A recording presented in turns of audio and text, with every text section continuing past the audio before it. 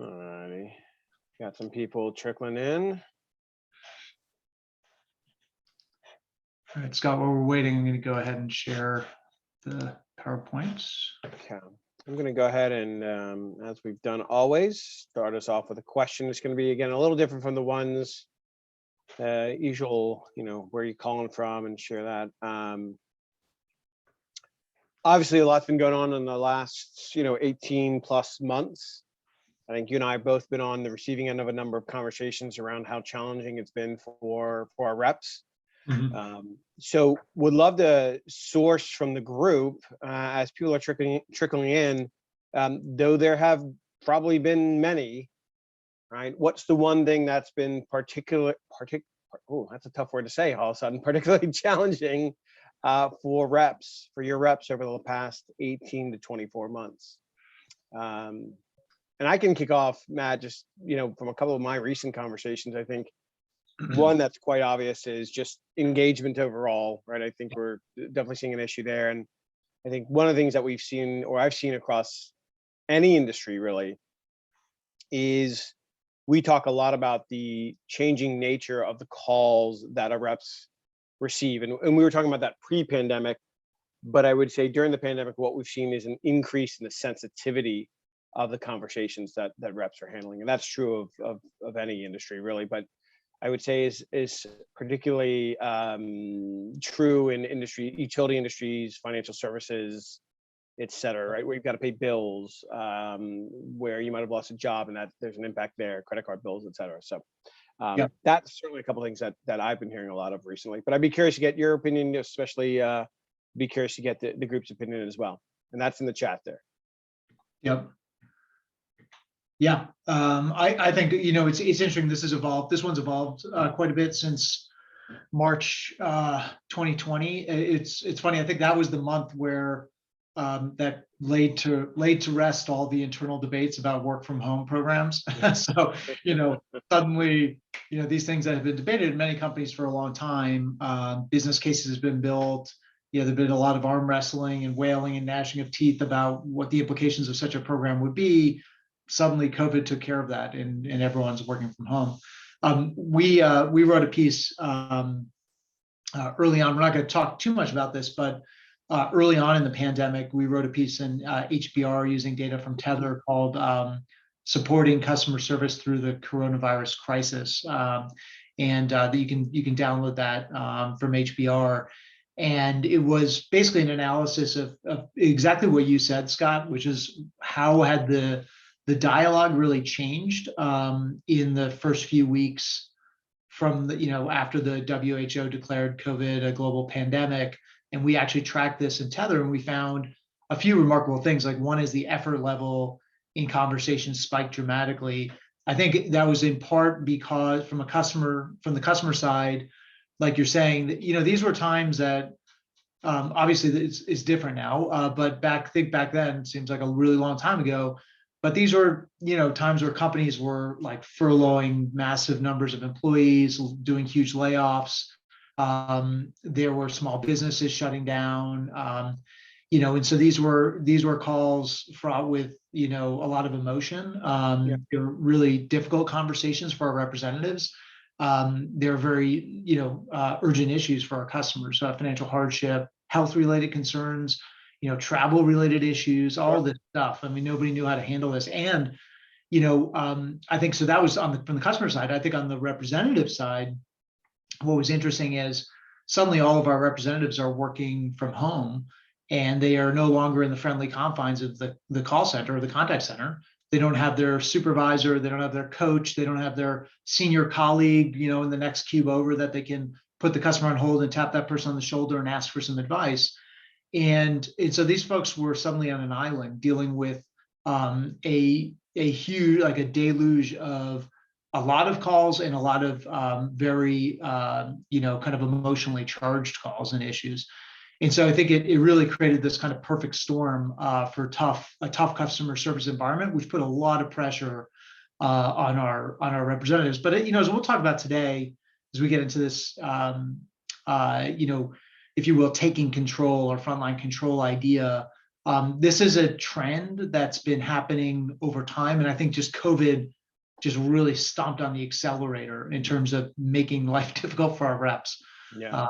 and really put them to the test. Yeah, I'll just add 2 more cents. I think what I've noticed, what's kind of baked into that is, there is initially, I found excitement at the rep level, the ability to work from home and do things that they maybe weren't able to do, or do something they weren't able to do previously, except for maybe the few high performing reps or something along those lines. And I think there was a novelty there initially. And what I'm starting to hear, and what I've been hearing over the last few months, is now there's burnout, there's interest in getting back in the office, but though there's some concern around it and so on. So it is an interesting time. Let's get to that. Let me do the official introductions, and then we can get right into it. Welcome everyone. As always, Scott Rothman. I'm a market director here with Challenger's Effortless Experience business, and with me, as always, is Matt Dixon, Chief Research and Innovation Officer at Tether, and of course, the author of the Effortless Experience. I want to thank everyone for joining us for the fifth session, I should say, of the official Effortless Experience Book Club. We'll be covering Chapter 5, To Get Control, You Have to Give Control. Couple of quick notes. This is our second to last session. Next week is our last. Matt, you're going to be calling in live from CCW, right, out in Vegas? Yep. Yeah, that's right. And actually, I would tell anybody, if you're going to be there, by all means, swing by the Tether booth, say hello. It'd be great to put faces with names here from book club. And I think we're going to figure out, we still haven't figured out the noise level. All right, perfect. I'll see you there, Lynn. But we haven't figured out the noise level on the floor. That can be, as those of you who've been to CCW, it can be pretty loud. I also don't know like the masking requirements, how doing a book club session with I don't know how all this is going to work. So it may be from my hotel room. We'll see. But we're hoping we'll do it from the floor. That might be kind of neat if we can pull it off. I guess we'll know based on your background where you're calling in from. We will figure. Yeah, it will all be revealed. As always, we want this to be interactive. So questions via chat, please, there at the bottom. We'll do our best to incorporate those questions into the conversation and respond in time, or in kind, I should say. And then again, as always, if you're enjoying this, please do give us a shout and tag your colleagues on LinkedIn. Matt, we obviously kicked off the conversation, but one of the things that you and I were chatting about, and what you've mentioned a few times, is things that would maybe have a different perspective, or you'd have a different perspective on 10 years later, right? As we've gone through the book, you've mentioned a few times, hey, look, I think today this might look a little bit differently. We talked about channel stickiness as a chapter you'd update, this one as well. So want to kick us off by just maybe chatting through that a bit, giving folks a sense of what would look different today. Yeah, absolutely. Let me also do this. I think we didn't get a ton of traction. That's probably my fault, because that was my suggestion on that question. What's been particularly challenging. Let's have a different question, because I want to get the group involved here, and I think one of the valuable pieces of having this group together is to be able to do some kind of on-the-fly benchmarking. So here's a question I'm going to ask everyone. If you could throw your answer in the chat window, and specifically the benchmarking is about your kind of return to the contact center plan, if any. I've found that as I've done virtual roundtables with service leaders from across industry, and there's quite a bit of interest in, are you guys going back to your contact center? Are people going to continue working from home? Is it going to be, are you going to do shifts where you kind of keep the head count down, but you have people working from home one day and then they come in the next day, and then people kind of switch in sort of a shift way? Are you doing a few days in the contact center, a few days at home? How's that all going to work? So Andrea, hybrid schedule. Okay, got it. And yep, permanent work from home. Okay, interesting. From Michelle. Yeah, and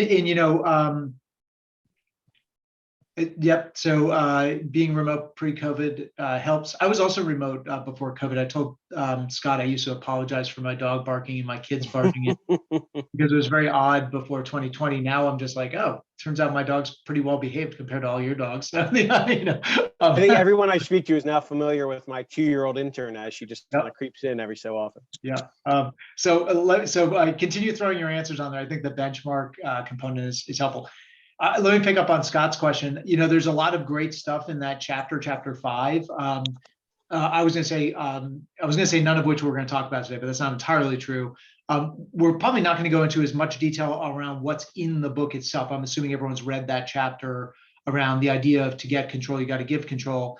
The reason is I think a lot of the most interesting work on this topic has actually happened since the book has come out. And it's for good reason. You know, as companies have gotten better at, Scott mentioned before, if we were going to rewrite the book today, certainly the technology chapter, channel stickiness, you know, that in many respects, the technology we wrote about was out of date, you know, as soon as the book hit shelves, you know, because technology moves so fast. So we would have rewritten that that chapter for sure. But the other thing is, if we think about the implications of digital, you know, the biggest implication is that digital takes the easy stuff out of the queue, right? You know, it enables customers to solve the pretty easy transactional, straightforward issues on their own. You know, when was the last time you called your bank to ask for your balance or to see if a check had cleared? When's the last time you called an airline to ask if a flight was on time or to change your seat?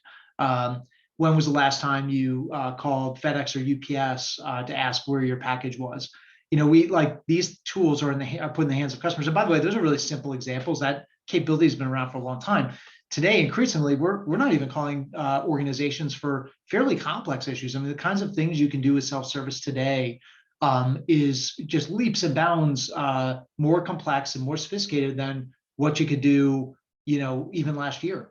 In this case, that bar continues to go up. And so what that does, though, for the live agent is it basically siphons off all the easy stuff, and it means that the issues that make their way through the nets, if you will, and make their way into the waiting, you know, arms of our contact center agents, our representatives, are definitionally more complex because the easy stuff has gone away.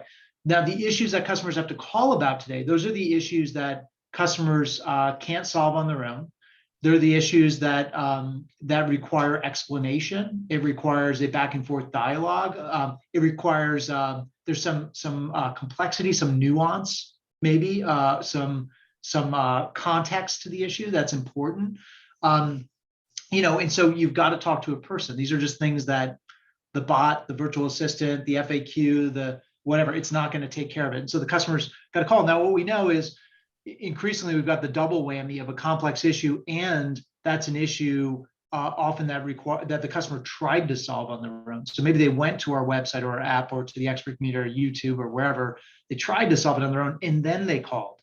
And so not only are they calling about a more complex issue, which is hard enough for our representatives, but they've already put in that work on, you know, trying to solve it on their own, and now they're feeling effort before the rep even says hello. So it's this double whammy for our representatives.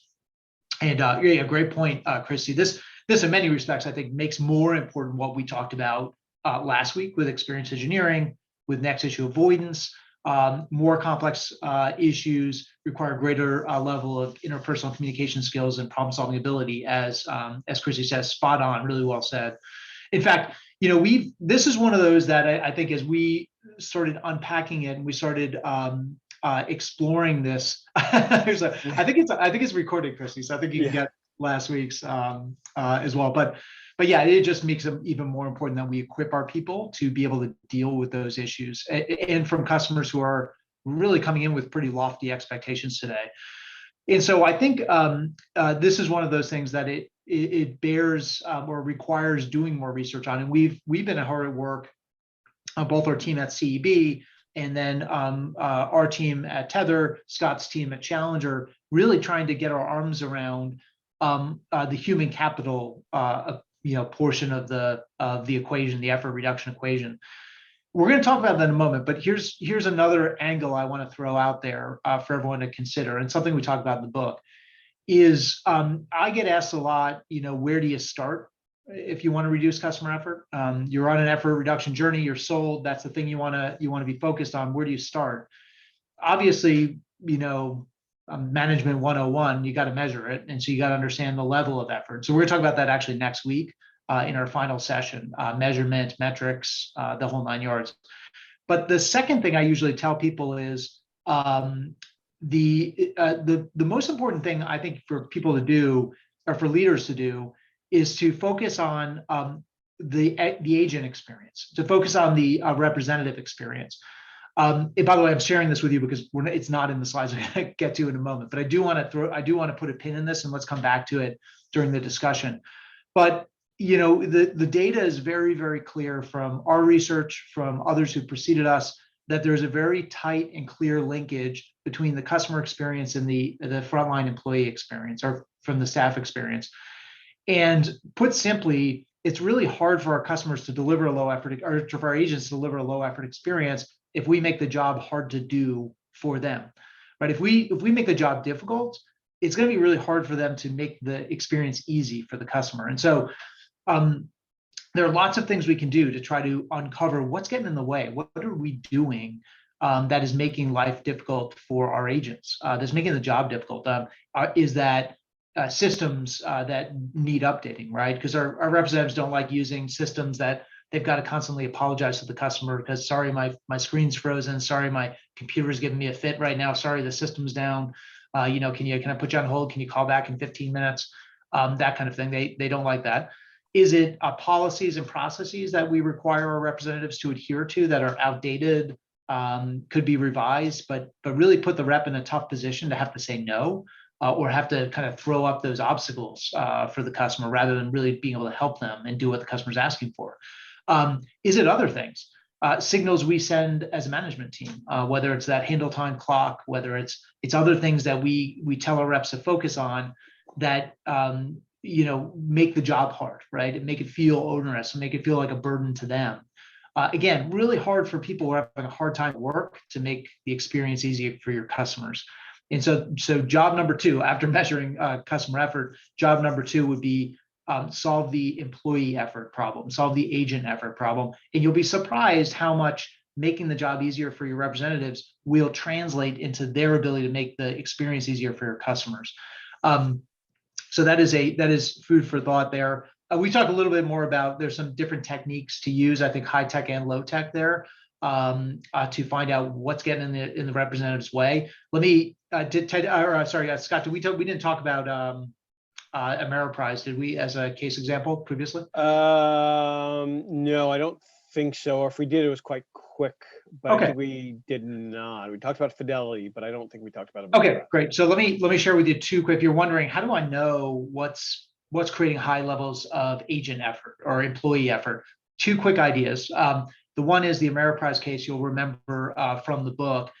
Ameriprise runs a program, or they used to run a program called Capture the No's. This was an exercise where they would ask their representatives literally to jot down, what are the things what are the reasons you had to say no to a customer today?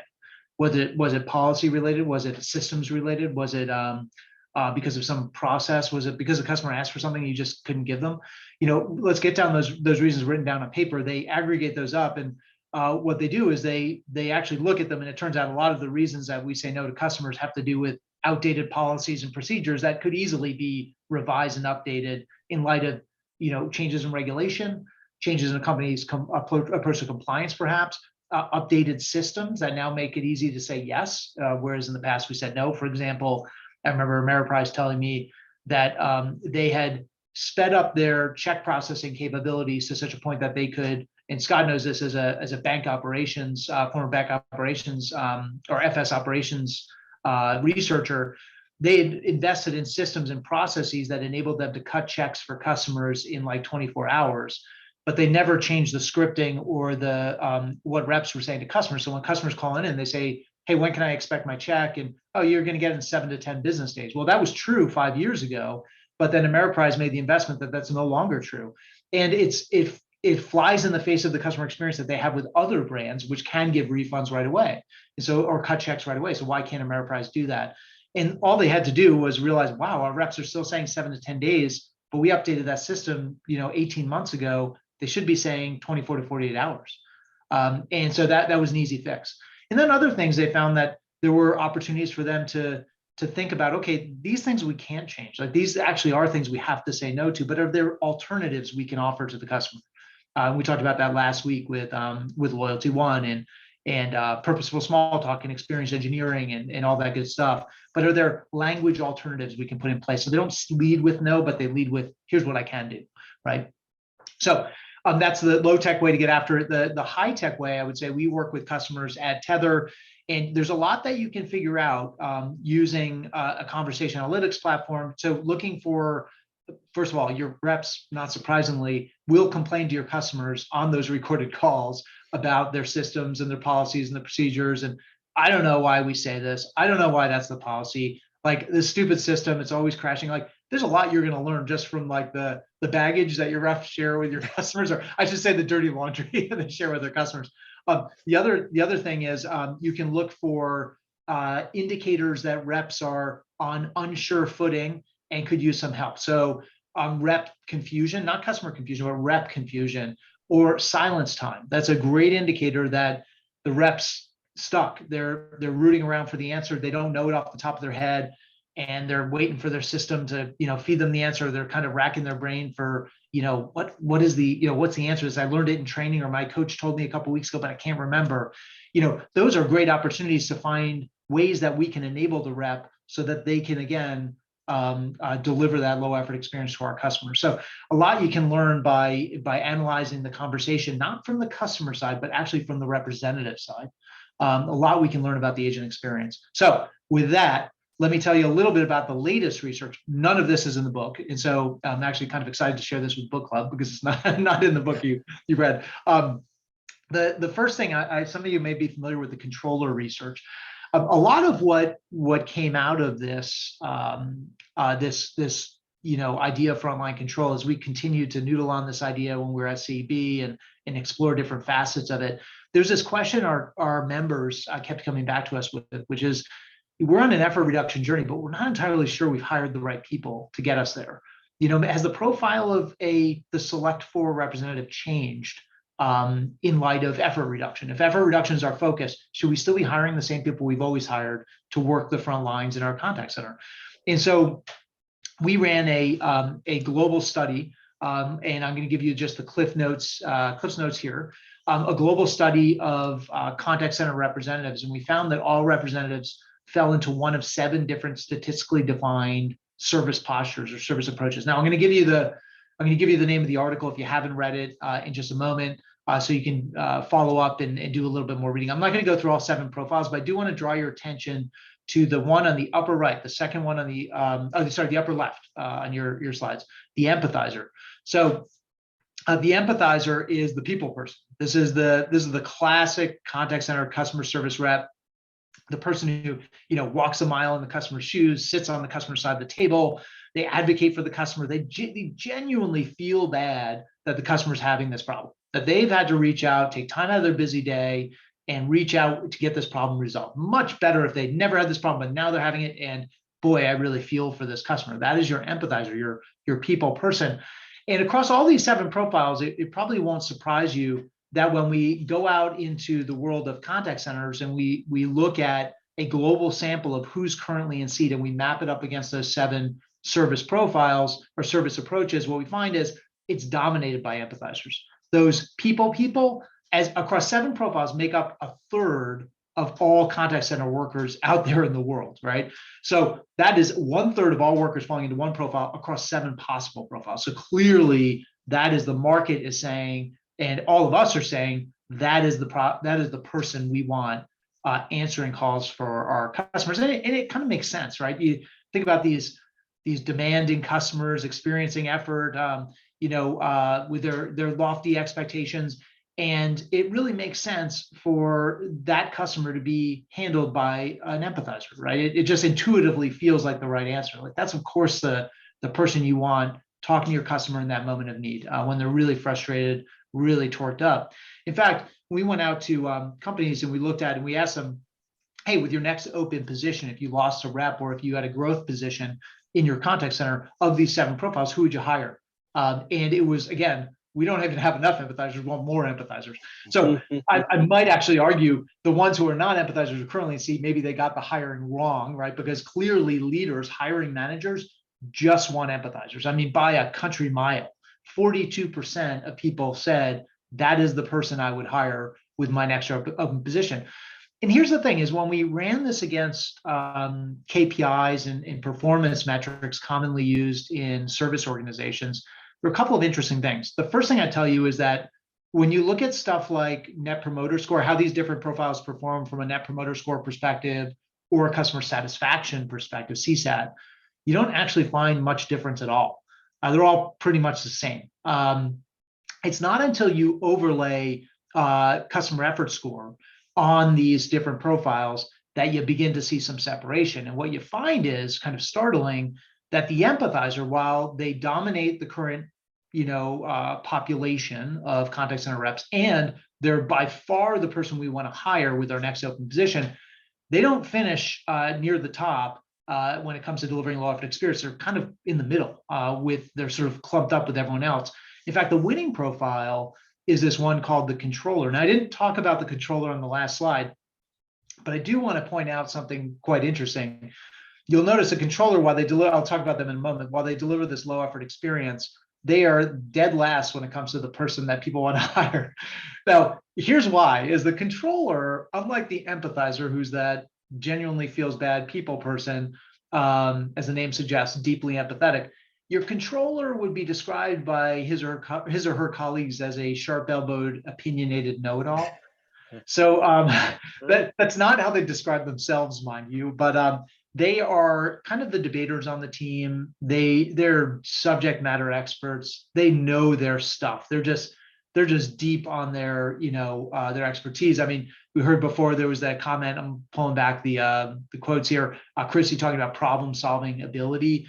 That's your controller, right? These folks just relish in. They love their favorite call is when the customer calls in and they say, I went on YouTube and I saw this fix and I tried to do it, and here's what I need. Here's now what I need from you. And representatives loves nothing more than saying, slow your roll there. Let me tell you, I've seen that YouTube video. It's actually making the situation worse, not better. I deal with this problem all the time. Let me show you what to do.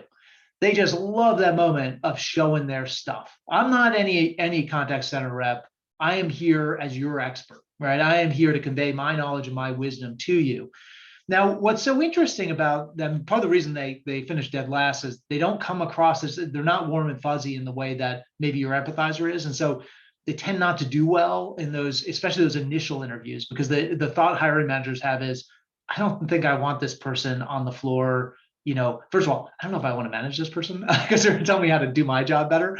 But I also don't know if I want them on the floor next to their colleagues. Just not the vibe we're looking for. It's not the culture or the climate we're trying to build. And are they going to reflect well on our brand? Is this the experience we want our customers to have? Empathizer feels like a much safer approach. And what's interesting to us in what it tells us is when we go out and we dig into this controller profile, we actually did a whole series of focus groups with these different profiles across different companies. And I remember getting a group of controllers together from one organization. And I mistakenly asserted, I did not do this again after this first time I did it in the first focus group. I said, the data suggests that you are unlike the more popular kind of rep that companies tend to hire, which is the empathizer, right? The people person, whatever. And I remember one of the controllers stopped me dead in my tracks and said, whoa, hold on a second. We're totally empathetic. But here's the thing. Those people are not delivering the kind of empathy that today's customers want. What I know that they don't fully appreciate is when our customers call us, they're calling us as a last resort. They already went to YouTube. They already tried to solve this problem without our company's help. Then they went to the company's website or app. Then they got frustrated. Then they called me. And so the thing that they don't understand is when that customer calls in today, what they don't want is an apology. And the apology is the hallmark of the empathizer. I'm so sorry you're having this problem. I feel so bad. That must be really terrible. Oh my goodness, I'm so sorry. The controller doesn't lead with an apology. What they lead with is the belief that today's customer doesn't want an apology. They want to talk to somebody who's smarter than they are about the issue that they're experiencing. They want to feel like they're in good hands. I am talking to an expert. And you know what? Save your apology for later. Just fix it. Instill in me the confidence that you know your stuff, that you're going to own this issue and you're going to get me across the finish line and get me to victory. That's all I care about. But it's so interesting because these folks, while they deliver the lowest effort experience by far, when you look at the data, I don't know the data here, it's in the article. You look at the data, it is not even close. They outpace everybody by a very wide margin. But again, they are not the kind of people who even get past the first job interview. And in fact, I tell you, they are people who are pretty turned off, candidly, by what they see in job postings from contact centers and organizations looking to hire contact center reps around the world. One of the things I'll tell you, sometimes people look at this and say, well, those people must be really expensive, right? They probably all have college degrees. They've got years of experience. They expect a higher salary. None of those things are true. They actually have the same level of education as any of these other profiles. And when you look at the labor market data, they are no more expecting of a higher salary than any other candidate. They are not more experienced than any of your other representatives. And so these folks are out there in the labor market. They're just not applying for your job. And if they are, they're not getting past the first interview. So there's two things you got to do there. The first thing is you got to tune your language out there in your job postings to attract controllers.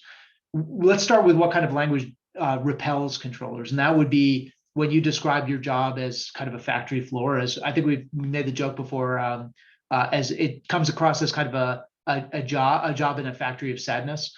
So, do you enjoy showing up on time and following a script and, adhering to a QA checklist and having a clock hanging over your head that tells you how long you have until your time's up and you got to get on to the next call? If that's the kind of job you're looking for, come on and apply. A controller is not going to apply for that job. They're going to apply for a job where the messaging is, we are looking for people with great judgment and to work in an environment where they're allowed to use their judgment. We talked about this in the chapter 5 around control quotient and network judgment. Like, that's the kind of stuff a controller is looking for. Blue Ocean Contact Centers, I think, was the company we profiled in the article, which I'll share with you guys in a moment, the HBR article that profiled this work. And they have some really unique language. We talk about it in the article, so you don't have to write this down, but they use some really purpose-built language in their job postings, stuff like, hey, do you enjoy planning complex road trips and vacations for friends and family? If that's you, if you love to be the person like, hey, we're going to France this summer and nobody knows anything and everyone's got an opinion, I'm going to plan the whole thing out and everyone's going to have an awesome time. I'm going to do all the research. Everyone's going to follow me. I'm going to have the little flag and we're all going to go and have an awesome time. If that's you, we want you in our contact center. Like, that's the kind of problem solver, as Chrissy said, that we are looking for. That's the kind of controller we're looking for. Controllers apply for those jobs. Then the second thing, obviously, is you need to retune your hiring and the expectations of your hiring managers so that those folks don't get dinged in the first interview and sent away, but you're actually looking for those controller behaviors. And so there are behavioral interviewing questions we can think about asking to try to suss out, is this a person who loves owning issues and solving problems and demonstrating expertise? So there are questions we can use to try to suss that out in an interview. And not get into the sort of confirmation or selection bias that we tend to fall into as contact center leaders. Now, Scott, I'm going to pause here, take a breath, and get your thoughts on this controller research. Yeah. I did, before we do it, let me just show you. The article is on the left-hand side. I'm going to talk about the one on the right-hand side because this is equally important. But I want to go to Scott, get his thoughts. Kick-ass customer service. I didn't say the name of the article. It was a little bit offensive. It wasn't my idea. It was HBR's idea. That is the article. If you haven't read it, it came out after the Effortless experience, and it has all the data about that controller study, who they are. And we walk through all 7 profiles. We show the performance data, how controllers outperform. We talk about that blue ocean strategy, like the job posting element. We also talk about how to drive some of these skills and coach to some of these skills and train to some of these skills. Incidentally, these folks are actually really good at a lot of the stuff we talked about last week and the week before, which is next issue avoidance, experience engineering. It just comes naturally to them to use language as a tool to get the customer over the hump. But Scott, what are your thoughts on the controller piece? I mean, you guys are out there working with organizations all the time. Some of them probably trying to hire controllers, trying to build a controller organization. What are you guys seeing? Yeah, so I'll start with a thought, which is, to me, this is where low effort organizations truly separate themselves from the rest of the pack, right? If you think about your experience as a consumer or in a business setting, there's the rep who you speak with who goes, hey, I know you've been on the website, or hey, no, I know this has been a challenge. You've talked to 4 people. The good news is you've got me, and we're going to solve this problem once and for all. That's the person you feel comfortable with. That's the controller. They're taking control of the situation. You get a sense that they're going to advocate for you. They run right at your baggage, et cetera. But then there's the more frequent scenario that you get when you get a rep on the line and you explain the issue and they say something like, I'm so sorry you're having that issue. I will do my best to resolve that today. Give me 1 second. Let me look up your account number, right? Right. And you just sit there and go, Yeah. Yeah. right? And you Yeah. just go, oh, here we go. And I think the insight that you just referenced is something that a lot of organizations forget or they miss, which is there is empathy and then there is empathy, right? Because what we're not saying here is that empathy is bad. Of course, you want reps who are empathetic, but you want them empathetic in the way that controllers are empathetic to say, hey, look, I know this stinks. I Here's get it. what we're going to do. I Yeah. know you're in the worst spot. I know you've missed your flight. Your family's going on vacation for the first time in 2 years. Let me see what I can do right now for you. Yeah. Right. I'm gonna advocate. I'm gonna run right at this and solve this for you. And that's the biggest, I think that's the biggest challenge right now, because I read a lot of it and I hear a lot of it about, hey, I need people who are empathetic. And that nuance, that tweak of, hey, look, yes, but you need it in the right fashion, because what you don't need, and I think what we've all been on the receiving end of, and so many organizations, excuse me, individuals and organizations have been on the receiving end of, is that rep who goes, I'm so sorry. Yeah. I'm here to help. Kind of fake Let's see empathy, what right? we can do. Exactly. Versus that person who goes, we are going to solve this issue, this problem, and get you on your way. Yeah. There's Yeah. just a different way, and as you've been referencing, there's a technique, there's a language, there are skills, there are communication skills that you can leverage to drive those types of scenarios. It's interesting because we've talked a little bit about, I used to, years ago when we were talking about some of this research, I'd always point to some of the startup brands and say, hey, they're hiring their manager and their people in a different kind of way. And you can just tell from the conversation, because it sounds like what Scott is talking about, which is, oh boy, that really stinks. Like I bet that's frustrating to you. Like, let me trust me. You got one of the most experienced people here. I'm going to solve this for you. I'm hoping you're not going to. And by the way, I'm not getting off the phone with you until we get this fixed. So Right. we got it. And that's just a different feeling as a customer than, I'm so sorry. And by the way, fake empathy, I probably misspoke there. It's not necessarily fake, because these folks they do feel like that's the right thing to do, to express your apology, to express your sincere regret and remorse. But it's not it's not a customer centric approach, right? Because what the controller understands, and what they told us in these focus groups is, I get it. When I'm really frustrated and I've got a product I bought from a company, it's not doing what I intended, what it's supposed to be doing, and I'm frankly kind of ticked off, and then I try to solve it on my own and I can't, and then I have to call, and then I have to wait on hold, and then I have to authenticate. I'm not in a great place. But what sets me at ease is when that person says, I got you. We're good. I'm going to take care of this. And that's like, oh, okay. What's funny too is when you encounter this. I had this experience the other day, but I found my internet provider. I called up for some. I think I was upgrading internet speed or something, and or adding some capability, new router or something like that. And what was interesting is the person was such a controller, was so competent about what was going on, that I proceeded to bang out my to-do list with this company with that person, which was like, oh, can I ask you all these other questions too? Like, why does this sometimes happen? By the way, maybe, there could be some negatives on the call length side, right? But boy, it was so awesome to talk to an expert. And I was like, man, you know so much more about this than I do. I left feeling like you taught me some new stuff about this. You taught me this problem I'm having is not abnormal at all. There's some easy fixes here. This thing that I wanted to do is never going to do. And so I should stop hoping. That was a great conversation. It maybe took a little bit longer than I thought, but it was fantastic. I had my whole to-do list checked off by the end of that call.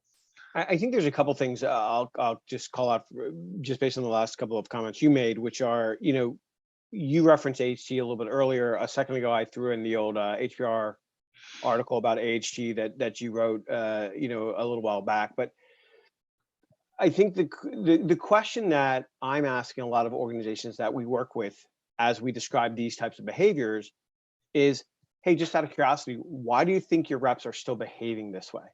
Yeah. Why do you think empathy is in the shape of "I'm so sorry," rather than "Hey, you've got me, let's solve this once and for all"? Why do you think empathy is in the shape of "Hey, could you just tell me your account number really quickly?" or "How's it going today?"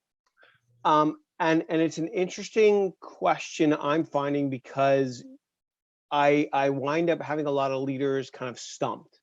Mhm. And I think what is happening is, while a lot of us talk about these things, whether it's the policy, procedures, or QA, whatever it may be, right? It is one thing is always to talk about it, it's another thing to do it. And I think what often happens is, at a leadership level, we're thinking, hey, I think AHT is a great example. We talked to plenty of organizations who have read that HBR article, right, Matt, who have said, hey, we've removed AHT from the rep scorecard. It's only at the leadership level. So at least we can keep tabs on it, but we aren't really tracking reps by that. So they should feel comfortable spending an extra 30 seconds or a minute to do what Matt and Scott are saying. But then when you go talk to the reps, they go, yeah, it's removed from my scorecard, but guess what gets brought up in every Yeah, single one of our huddles? yeah. Guess what gets called out every month at some meeting or something along those lines? So I think the intention is certainly there. It's just oftentimes the application or the execution is still struggling. Yeah, by the way, I do want to go to, I may have misspoken. Adam asked a question about interview Mm. questions to identify controllers. I think there's some of this in the article, though, Adam, I don't have it in front of me, so I could be mistaken there. Let me give you, if it's not, let me give you a quick idea. One of the things that, Scott's very familiar with this because this was a job he had when we worked together at CEB, which was one of our executive advisors traveling the world, sharing research and content with executives. And, Scott, you'll remember this when we interviewed prospective executive advisors. You interviewed a lot of them in your time. One of our favorite questions was to, we would sit down and say, teach me something. Pick something that you were an expert on that you're pretty sure I'm not, and teach it to me in 5 minutes. And so people pick it like, I'm going to teach you like the basics of Japanese poetry in 5 minutes. I'm going to teach you like this. And so what's so interesting is there are people get really excited about that. There are people really like, oh, wait. And it's there was I love Chrissy's comment before about that problem solving ability, but it's also a comfort teaching and imparting your knowledge to somebody else. There's other questions, situational questions we can ask about, tell me about a time when, in your last contact center job, a customer called in and asked you to do something, but you knew that wasn't the right answer. And there's a better way to, how'd you handle that? Tell me how that conversation went. And, these are questions that we can use to suss out that controller nest. But Scott's 100% right. It's funny because Michelle, you made the point about the supervisor, the manager, the type three type role. What I often find with companies is it's the frontline representative who's the empathizer, and I don't get to that controller until I get escalated or I get to tier 2, where those people are like, yeah, I'll take care of this. I don't know why that other person, I don't know why they don't tell those folks to just say this or just do this. Let me take care of it for you. You guys remember my credit card points issue? Story. I won't tell it again, from a few book clubs ago. That was a great example where the manager who I got, the senior representative, was like, yeah, that person could have solved this. Let me take care of it for you now. I was like, why doesn't everybody do that? And why did it require me getting frustrated and then having to ask to be escalated to somebody else? But you're right. This is one that we got to be really mindful about the signals and the signs we send to our representatives. Are we undermining it? Are we paying lip service to it? And here's the other thing I tell you is, be really careful about things like QA criteria that are written in a way where where your representatives are. I may have mentioned this in a past book club. It's a problem with doing 6 sessions as you find yourself repeating stories. But I remember talking to reps at one company, and they told us that we were doing a study on QA, and they told us that they think the QA scorecard is an exercise in cracking the Da Vinci Code. So just try to figure out what QA is scoring us on this week, and just say that thing all the time, because then you're increasing your odds of getting a good score or a good evaluation. So, for example, if the big thing is empathy or acknowledgement, I spoke to a company the other day where I am 100% sure that word got around the contact center that QA is now prioritizing acknowledgement as the big skill. And so this person said, I understand you've had this issue. I understand you want me to do this. I understand that. It was like acknowledgement. It was like they just kept saying, I understand before everything. And I was like, I know you're getting scored on this. Please stop saying that. Or empathy. If you say I'm sorry 1,000 times in the call, like you're ringing up the score. And so sometimes, and so sometimes then it does bleed into like fake acknowledgement, fake empathy, because they're just doing it to get those, get those tick marks on the QA scorecard. Let me talk about the right hand article here. No other slides to share with you on this one, other than just I want to tell you the story in the time we have left. And for those, I'm curious, folks on the chat, how many folks have read this article on the right hand side? It was you can't see, oh, there's a title. It says Rethinking Customer Service. Actually, the wrong title. I got to update this. Reinventing Customer Service. So this came out in November, December 2018. And this was an article I wrote. It was about the journey that T-Mobile has been on to transform their approach to customer service. Now, the reason I found their story fascinating was because after we wrote the Kick-Ass Customer Service article, I had a number of service leaders who read that article come back to me and they said, boy, I'm thinking if I got good at posting jobs that controllers wanted to apply for, hiring controllers, asking, as Adam said, those great interview questions to surface those controller skills amongst my job candidates. And then I started hiring controllers and we flipped the model. And now we had a lot of controllers and not empathizers. I'm kind of thinking they're not really going to enjoy working in our organization because we're very regimented, we're very scripted, we've got a pretty clear set of QA criteria, we've got a very standard open, a very standard close, we always thank the customer for loyalty, we always ask if I fully resolved your issue today, we got to do it in a specific amount of time. It's very mechanized. And I kind of don't think, because what I don't want to do is create a retention problem. I don't want to hire all these folks, do all that hard work, convince them to come work for us, and then drop them in a factory floor. They're not going to be happy in that environment. And in fact, that's exactly what T-Mobile found. So they've embarked on a journey. It's been a multi-year journey. Some of you have either read the article or you've heard about the story. It's called their Team of Experts model. And really at the highest level, what T-Mobile has done is they've taken that traditional contact center hierarchy where we've got all the people, on book club, all these senior leaders at the very top. You've got your second line, contact center managers. You've got your frontline supervisors. You've got your QA support team and your coaches, and then you've got your frontline agents at the bottom, the base of the pyramid. That's a traditional model, right? And it's a management hierarchy where decisions, policies, all the way down to what's important, what behaviors and skills are important to demonstrate in a call, how long should a call be, what are the acceptable responses and not acceptable responses. All that stuff is decided at the top, and it's all cascaded down to the bottom. T-Mobile flipped that upside down. And so what they effectively did was they said, it's a true servant leadership model where they've told their agents, you own the customer experience. You tell us what you need to make it happen. Do you need better systems? Do you need more training? Do you need different kinds of coaching? Do you need changes to policies or procedures or requirements? What do you need from us? You need to go talk to us to talk to the product team because you keep getting calls about this issue that really should be solved upstream. Tell us what you need and we'll make it happen. Now, the way they operationalize this is pretty fascinating. It's not going to work in every company. I'll grant you this, but it is. Think of this as like a business-to-business named account service operating model, but in a large-scale consumer contact center. So quite literally, what T-Mobile did was they created these 40-person teams of experts, and all these teams are largely frontline representatives. But each team has a kind of a supervisor, somebody who's doing the workforce management for the team. By the way, each team does its own workforce management, which is also kind of an interesting wrinkle. And each team has a couple of tier 2 specialists who can handle those really complex kind of inward engineering type of questions. But here's the thing, here's the really interesting wrinkle here is each one of those 40-person teams is assigned a pool of customers. They're dedicated. That's a dedicated team for a pool of customers. And so here's what they find is, so I went and visited one of these contact centers. It was absolutely fascinating. And they all sit in a kind of a group and they've got like, signage from the community they're supporting, like right overhanging from the wall. So for instance, I was in Charleston in a huge contact center. It was a renovated, an old Kmart, I think, and they turned it into a huge contact center, a beautiful facility. And I'm walking through these teams of experts. And here's a team over here serving a pool of 150,000 subscribers in Baltimore. Here's a team over here serving a pool of 160,000 subscribers in Salt Lake City.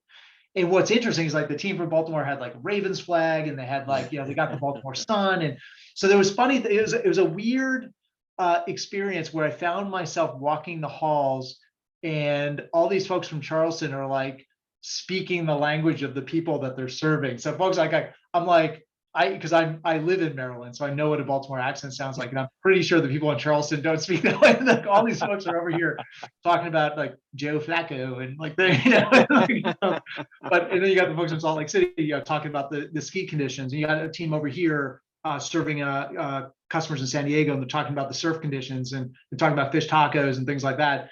They learn the norms, the speech patterns, and the topics and the things that their community cares about, and they get immersed in this stuff. Even though they're all sitting in Charleston, right? They're all from Charleston, but they're starting to speak the language of their customers. What's really interesting about though is T-Mobile told these teams, said, you actually own the customer experience. And quite literally, what that means is you own this pool of customers, and you are not going to be measured on your QA scores, your handle time, or your ability to stick to the script, or any of the traditional contact center stuff. You're going to be measured on account retention, account growth, and net promoter score. Those are the three things they decided they were going to hold their teams accountable for. And they gave them carte blanche to deliver against those metrics. And so what happened was those teams started coming up with some fascinating solutions to ever-present problems. One of the stories I tell in the article is one of my favorite ones. Actually came from the team in Charleston that was serving the Salt Lake City pool of customers, subscribers. And what they found was they were doing their own data analysis. And they found that, we really got a tough situation with 18-year-old subscribers. They all cancel, a huge chunk of them cancel. And then they figured out why, which is that many of them, large Mormon population, Salt Lake City, many 18-year-olds are embarking on their mission. And one of the rules is you can't bring a phone with you. You can't bring a cell phone with you or a mobile phone. And so this team figured that out, doing their own data analysis. But what they also figured out is there's a little bit of a loophole in the regulations, which is that you can't bring a phone, but you can bring a tablet. And if you can bring a tablet, we can transfer your phone number from that phone over to your tablet. And that way, when you come out of your mission, you've still got your phone number, which for a young person, as we all know, is their identity. Everyone knows their phone number, right? It's in everyone's contact list. But if you have to cancel, then after 2 years on your mission, you come back, then you're just shopping for whoever's got the best device, the best plan.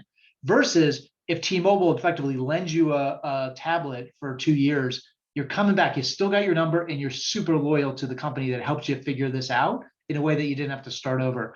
Now, they put together the business plan, said, we need permission to kind of give away all these tablets. Here's our plan. They had to present it to finance. They got approval for it. In a way, they went. And then the other team started finding similar kind of wrinkles in their own customer churn data. So just a small example of the kinds of things these teams are coming up with. They're not hiring MBAs and any different employee than any of us are hiring for their contact centers, but they're liberating them. And that is the point of that chapter.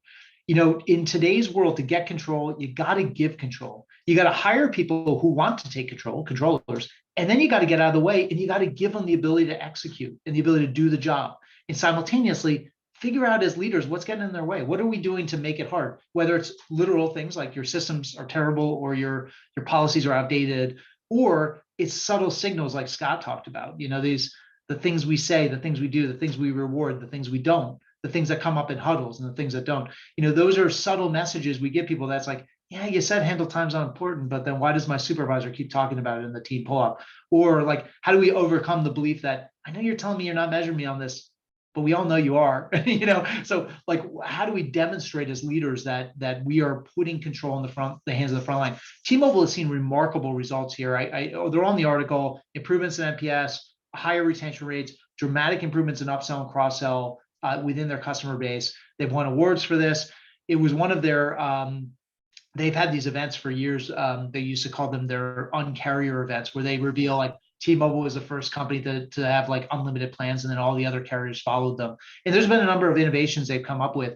This was the first time a management practice was featured in an uncarrier event. So it's the first time the head of customer service, Callie Field, who's now their EVP and Chief Customer Officer, was featured right alongside the CEO. And they had a whole event. They had media there, and they had everyone to come in to talk about how they changed the way they're delivering customer service. Imagine that. The thing the company's talking about in their earnings report, I think they're doing commercials about this, a CEO level event. with the head of the contact center talking about the different way they're delivering customer service. It's just fascinating, an awesome example, I think, of what the future of customer service really looks like. We'll all experiment with different permutations of models like this, but I do think this future is coming to a contact center near you, and it's coming soon. And I think a lot of it is being driven by the success we're having with digital.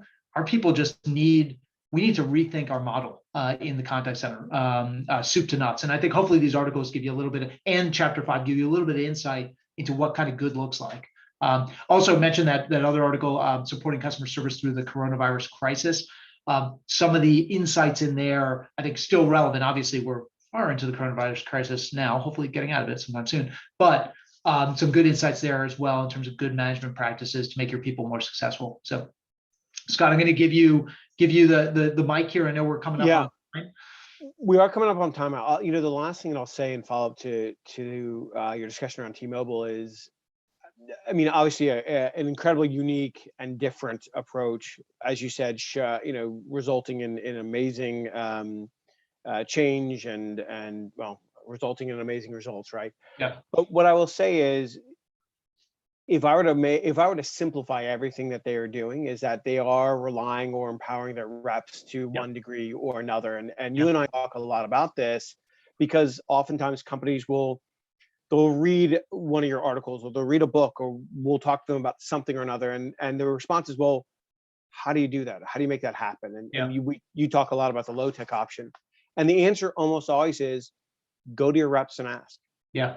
They've got the knowledge. They do this day in and day out, week in, week out, month in, month out.